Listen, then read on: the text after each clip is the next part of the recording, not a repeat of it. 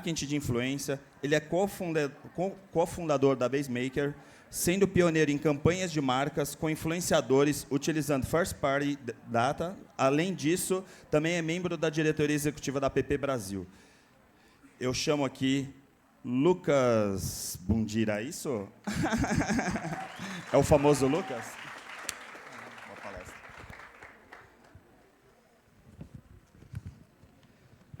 Bom, gostaria de iniciar fazendo uma pergunta para vocês.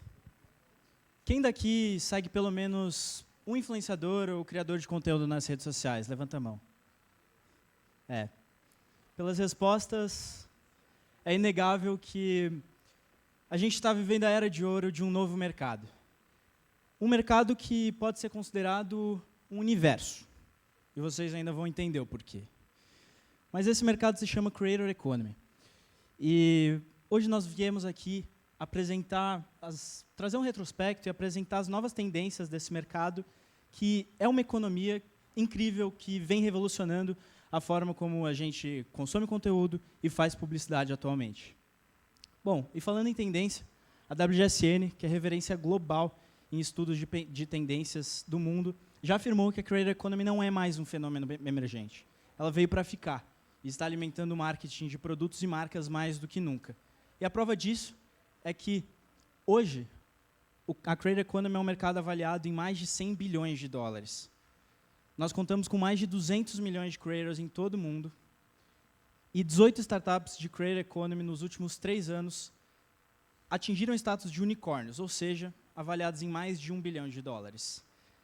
Mas, para falar de creators, eu não poderia definitivamente fazer isso sozinho. Então, eu gostaria de chamar ao palco um dos creators que praticamente é a alma dessa nova geração de creators. Ele conta com mais de 10 milhões de seguidores em todas as redes sociais e vem crescendo cada dia mais e firmando nesse mercado. Então, gostaria de uma salva de palmas para apresentar o JP.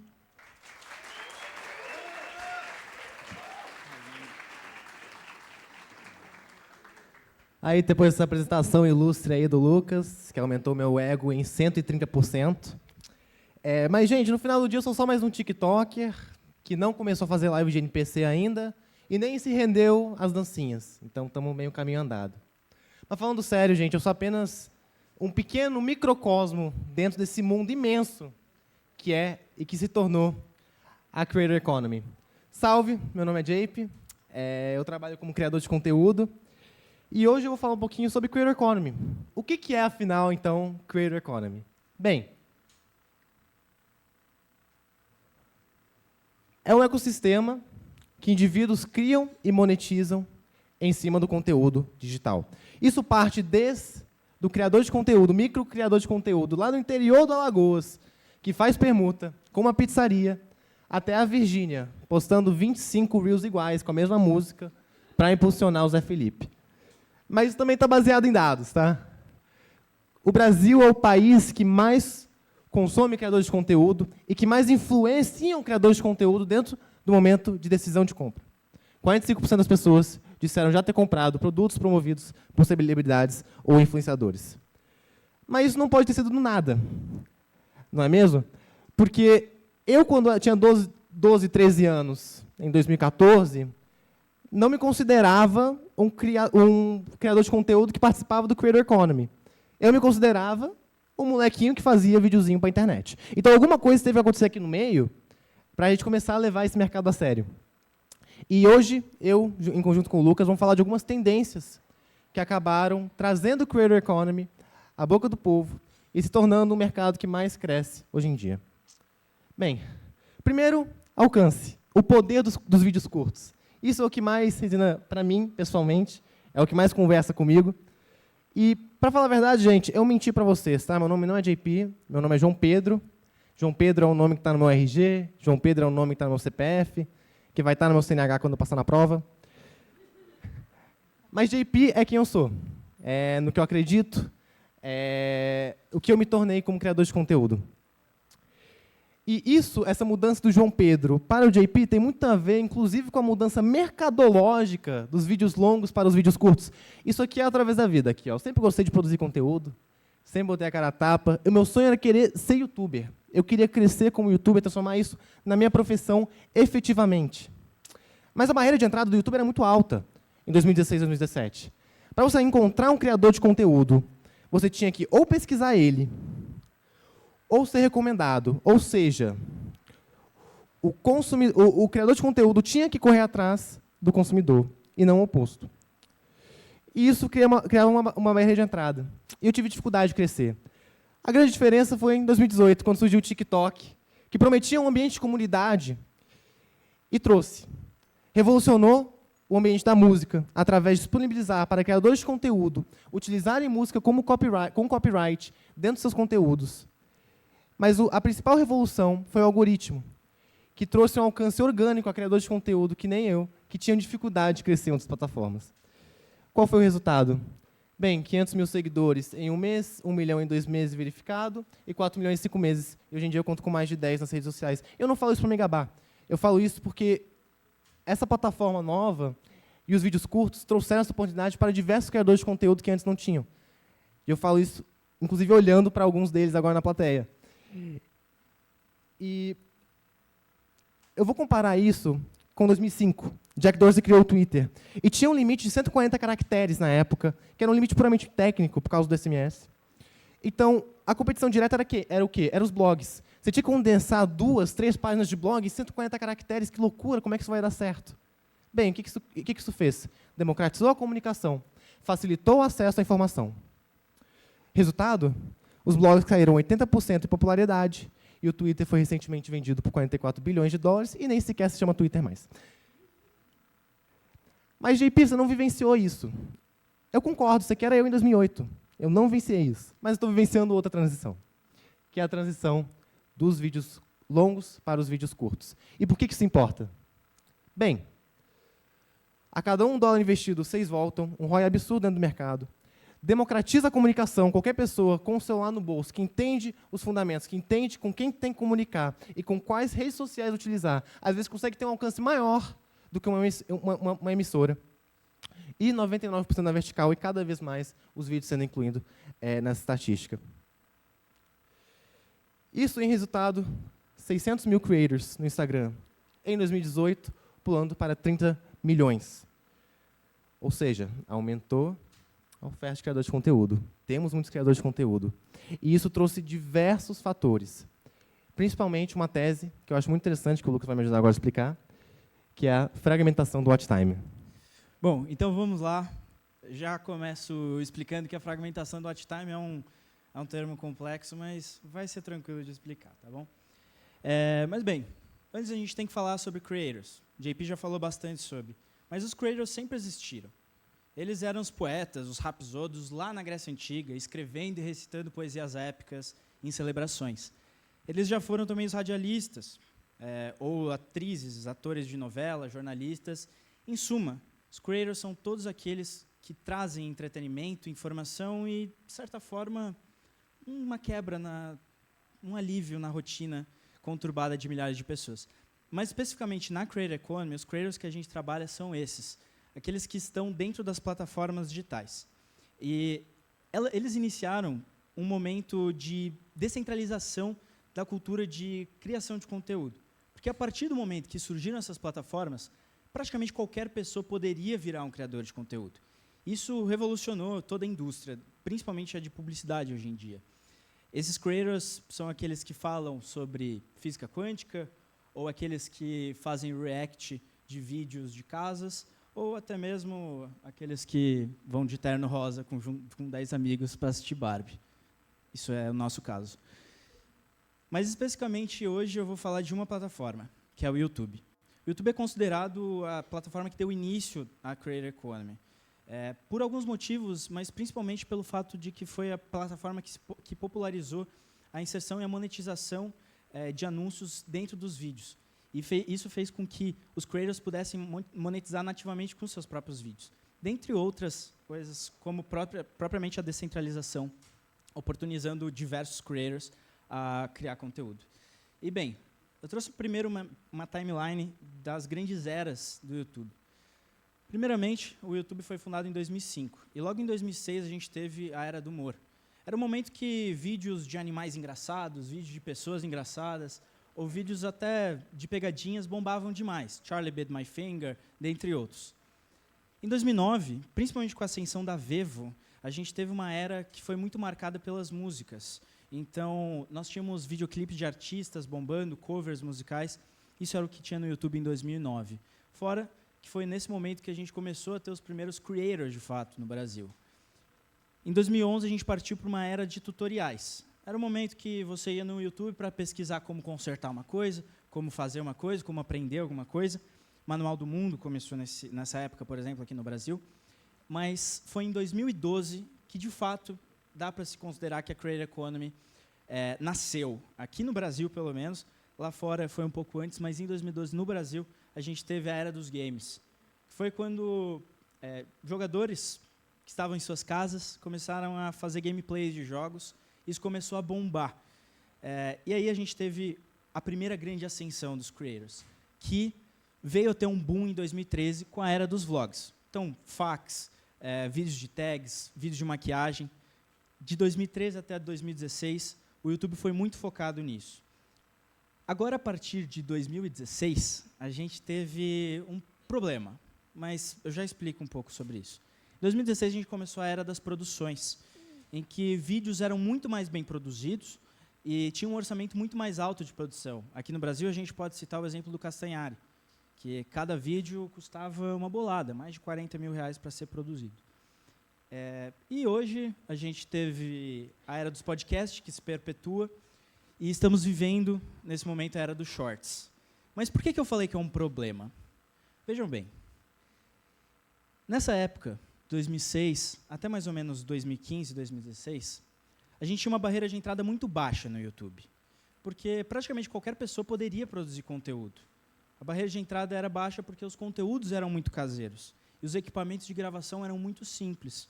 Você, com qualquer celular, podia ser um PC todo travado, lagado no Minecraft, ia dar certo, e as pessoas iam assistir esse teu conteúdo.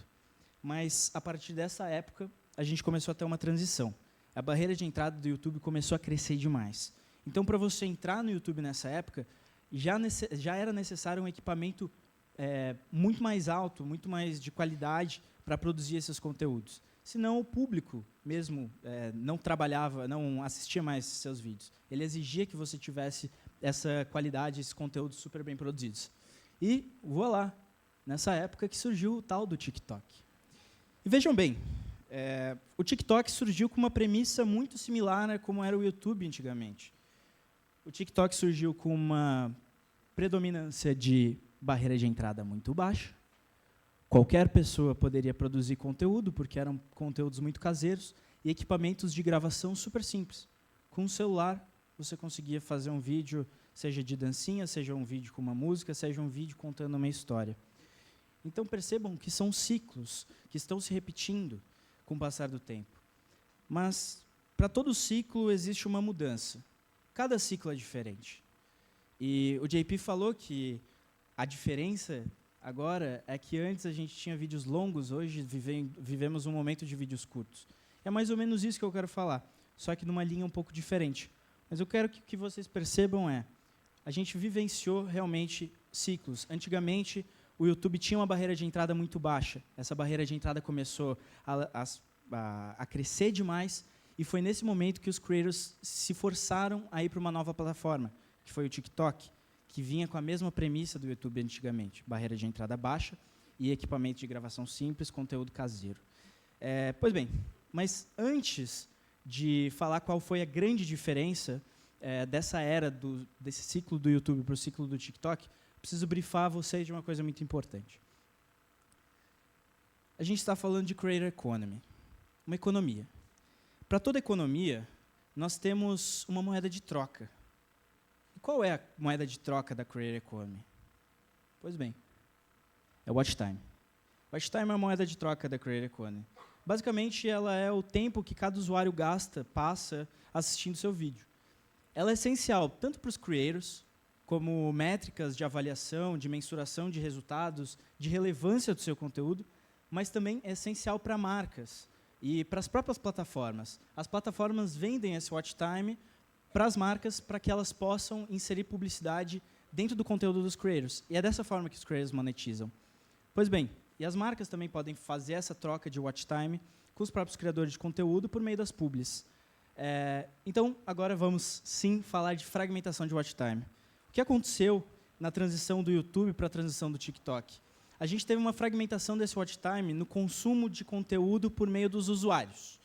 Então, calma lá, vamos lá.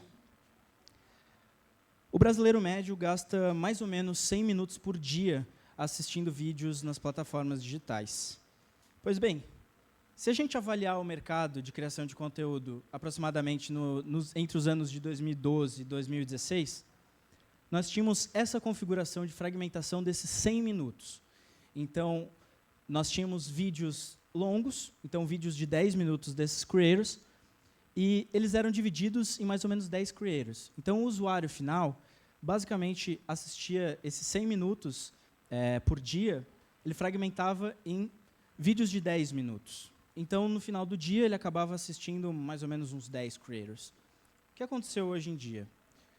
Hoje, principalmente com a ascensão dos vídeos curtos, a barra de watch time ficou dessa maneira. Então, nós vemos a era dos 15 segundos, é o momento que nós assistimos vídeos de 15 segundos. Então, isso dá mais ou menos 400 creators que nós assistimos diariamente. E o que isso implica, no final das contas? Bom, fazendo um paralelo, antes a gente assistia 10 creators por dia, hoje nós assistimos 400 creators por dia. Antigamente, a gente tinha mais pessoalidade, nós tínhamos mais fidelização e menos segmentação desse público. Então, no final das contas, o foco estava no creator, a mídia estava no creator. Nós nos sentíamos muito próximos dele, porque nós passávamos o dia inteiro assistindo conteúdos de uma pessoa apenas. Hoje não. Hoje nós temos menos pessoalidade, nós temos menos fidelização e mais segmentação. O foco está muito mais no conteúdo que o creator produz do que a figura dele própria. Isso explica algumas coisas no sentido de por que nós temos menos fã-clubes de creators hoje em dia do que tínhamos anteriormente. Ou, por exemplo, por que eles não... A Thalita Meneguinha é um exemplo claro aqui hoje nesse evento. A Thalita veio do YouTube. Ela tinha essa base já muito fiel ao público dela, porque ela veio dessa onda dos vídeos longos. Com todo respeito, mas não foi o caso do JP. O JP não parou o evento hoje, porque hoje nós temos menos fidelização do público, mesmo que ele tenha muito mais seguidores que a Thalita. Tá bom. E eu perdi um amigo hoje. E também responde a pergunta do por que aquela pergunta interna, sabe, que a gente faz de vez em quando? Por que essa pessoa tem 20 milhões de seguidores se eu nunca ouvi falar dela? Mas, bem dizer, essa fragmentação do watch time, e hoje o foco, e se eu posso falar de uma tendência, a tendência é cada vez mais a segmentação. Então, não importa se você tem 1.000, 10.000 ou 10 milhões de seguidores. O que importa é o conteúdo que você produz. Então, a pergunta que deve ser respondida hoje é quem assiste os seus vídeos? Não mais quantas pessoas assistem seus vídeos. Porque eu posso ter 10 mil seguidores, mas se eu falo sobre aquarismo, uma marca que quer vender aquários não vai falar com o JP que faz vídeo de comédia. Vai falar comigo. Não importa se ele tem 10 milhões de seguidores, eu tenho 10 mil. Então, por isso, o foco no conteúdo deve ser essencial. Não dizendo que hoje os creators não podem fechar campanhas com marcas só porque eles têm muitos seguidores, mas a tendência é que cada vez mais a gente tenha uma segmentação e os creators fechem muito mais publicidade por conta da segmentação que eles têm dentro do conteúdo que eles falam, o tom de voz que eles utilizam. Então, por isso que eu fiz a pergunta que deve ser feita pelo creator. Quem está assistindo meus vídeos? O que essa pessoa faz? Enfim. E é esse conteúdo segmentado que interessa as marcas e não só mais a figura do creator. Então, a gente pode passar agora para a próxima tendência. A próxima tendência seria justamente que creators hoje em dia são empresas. Um criador de conteúdo ele tem que ter um CNPJ para poder emitir uma nota fiscal, para poder trabalhar com uma marca. Então, essa é uma grande diferenciação. E, inclusive, criadores de conteúdo podem ser futuros IPOs, inclusive, pelo levantamento do General Atlantic, o que demonstra que influenciadores não são apenas mais empresas, influenciadores são produtos, influenciadores são marcas ambulantes, influenciadores estão dentro do mundo, inclusive, de venture capital. Bem, se a moeda de troca dentro da Creator Economy é o watch time, e sempre foi, em 2005 era o quê? Poxa, por ter um blog grande, por ter um blog legal, você tinha reconhecimento, você tinha comunidade, você tinha status. Reconhecimento, comunidade e status. Hoje em dia, o que a moeda de troca te traz? Te traz iene, te traz dólar, te traz real, te traz peso. Efetivamente, agora tem dinheiro no meio do mercado. E é isso que diferencia e que nos traz a esse termo Creator Economy. É um mercado que está cada vez mais crescendo. E existem diversas formas que você, como criador de conteúdo, consegue ganhar dinheiro e trabalhar com isso. E por que as marcas não estão interessadas? Primeiro, são as formas que desenvolvem sua renda. Seriam o quê? As formas nativas de monetização das plataformas. Seria o fundo do TikTok, que investiu recentemente mais de $1 bilhão para disponibilizar para os criadores de conteúdo como remuneração. O Meta fez algo bem similar recentemente também. Seria através do Google AdSense, que já anda remunerando criadores de conteúdo na base de propagandas que passam entre os próprios vídeos. Então, essa seria a menor barreira de entrada. A mais fácil, como criador de conteúdo, você consegue começar a criar e ganhar dinheiro com isso. Logo depois, temos a trabalhar com a imagem. Aqui estamos falando de conversar com marcas. Aqui algumas publicidades que eu já fechei. Então, efetivamente, o que um criador de conteúdo é? Um criador de conteúdo, ele é um detentor de um público hipersegmentado, um público segmentado que tem interesses em comum. E o criador de conteúdo é o canal. Então, através disso, as marcas conseguem procurar, usar o influenciador como um canal para esse público segmentado, seja no caso do aquarismo, seja no caso de alguém que faz conteúdo sobre escalada, e, através disso, conseguir criar uma conexão real, que assim traz o feedback para a marca. E, por último, desenvolver seu negócio. Esse é o caso da Boca Rosa, esse é o caso da Virginia com a Pink, é o caso do Carlinhos Maia com o Girabank, é o caso do Léo Picon com a Approve. Então, como que isso tudo, o creator como CNPJ, acaba criando o quê? Empresas, elas têm custo. E hoje eu vou dar um exemplo aqui, que eu juro que não é bobo, calma que eu vou explicar, que foi o dia que eu fui gravar um vídeo da Barbie, e foi ele que estava gravando, lá no Shopping Eldorado. E eu vou mostrar uma planilha que eu normalmente não mostro, que são os custos que eu tive nesse vídeo. Bem, eu tive que comprar 10 ternos rosas, 10 gravatas, 10 calças, alugar uma van, correr atrás, fui lá na José Paulino, lá no centro, parecia um maluco que fui batendo de porta em porta, falando, você tem 10 ternos rosas masculinos? Cara, não. Mas eu consegui dar um jeito, e ao total, a gente teve um gasto de R$4 mil nesse vídeo. E as pessoas me chamam de maluco. Poxa, você gastou R$4 mil em um vídeo da Barbie. E eu concordo, é doideira, é maluquice. Mas quais que foram os resultados disso? Bem, aparecemos no Correio Brasiliense, na Choquei, aparecemos no Metrópolis, inclusive em páginas no exterior. Ao total, foram mais de 150 milhões de visualizações através de todos os perfis dos criadores de conteúdo que participaram dessa ativação. E apenas no Instagram trouxeram 150 mil seguidores. Se fosse para eu pegar uma média boa de tráfego pago, isso seria mais ou menos um seguidor por dólar. Se fosse para pegar isso de forma artificial, não custaria R$4 mil, custaria 750 mil. Então, é uma coisa muito comum agora os influenciadores, como empresa, investirem no seu conteúdo. A gente viu isso no começo no YouTube e agora impulsionado pelos vídeos curtos.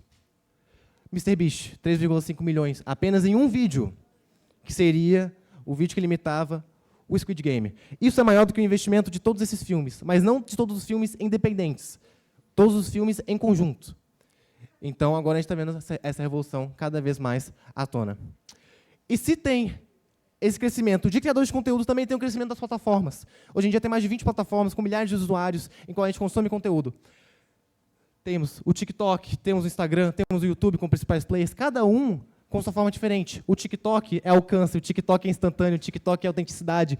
O Instagram é o teu currículo como criador de conteúdo. As marcas, é o final do funil das marcas. Elas encontram o seu e-mail lá e entrarão em contato com você como criador de conteúdo e vão ver se dá match com o perfil deles. Instagram é vaidade, Instagram é branding. Faça um teste, pesquisa o nome de uma cidade no Instagram. Por exemplo, Washington. Tu vai ver imagens bem editadas de Washington, tu vai ver a Casa Branca, tu vai ver todo esse aspecto de vaidade, esse aspecto de branding. Agora, pesquisa a mesma coisa no TikTok. É manifestação, é gente batendo uma na outra, é doideira. Mas por quê? Porque isso aqui é autêntico. Isso aqui é notícia. Isso aqui é dinâmico. Então, a mesma pesquisa, resultados completamente diferentes em 2 plataformas. E, por último, o YouTube, que é fidelização, é comunidade, é longevidade. Às vezes, o mesmo vídeo que eu postei no TikTok tem uma vida útil de 4 semanas, e o do YouTube tem uma vida útil de 2 anos. Tudo isso para falar que isso tudo que eu falei até agora foi coisas técnicas, foi coisas objetivas. Mas o que realmente me motiva foi o sonho, que o sonho mudou. E eu não posso falar disso sozinho, porque é um sonho que eu compartilho com o Lucas. Então, eu gostaria de chamar ele aqui para finalizar. Bom, pessoal, no início dessa apresentação, eu falei que a Creator Economy pode ser considerada um universo. E existem vários motivos pelo qual a gente fala isso. Pode falar que a Creator Economy é um universo porque temos muito a explorar ainda. Vocês todos que estão aqui nesse palco hoje têm muita sorte de estar vivendo um novo mercado emergir e crescer diante dos olhos de vocês. Esse mercado é imenso, a gente ainda tem muito a explorar. E lá na frente, vocês como publicitários, vocês como criadores de conteúdo, vocês como qualquer profissão que queiram seguir, vão lembrar desse momento que a gente está vivendo hoje, de ascensão da Creator Economy, e falar, eu estava. Mas o meu motivo favorito não é que ainda temos muito a explorar esse universo da Creator Economy. É o que justamente o JP falou, o sonho das crianças mudou. Segundo um estudo da Harris Poll, encomendada pela Lego, antigamente as crianças sonhavam em ser astronautas. E hoje em dia esse sonho não é mais o mesmo. As crianças sonham em ser youtubers. As crianças sonham em ser astronautas. Ser astronautas não, ser creators. Isso nos leva a pensar que nós temos uma oportunidade de fazer o sonho das crianças, a partir de agora, se tornar realidade. Da mesma forma, como há 10 anos atrás, esses 2 meninos que vos falam hoje tinham um sonho, e hoje esse sonho virou realidade. Muito obrigado.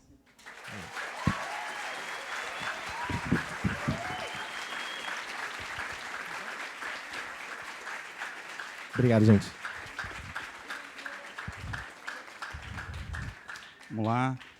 A gente vai abrir para 2 perguntas também, para a gente poder acertar sempre o cronograma. Alguém gostaria de perguntar? Aqui.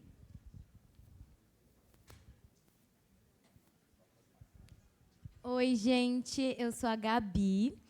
E eu queria saber se vocês ainda acham que vale a pena começar no meio digital, mesmo com um mercado que está com tantas pessoas, e se vocês acham que ainda dá para começar com orgânico. O que vocês acham sobre isso?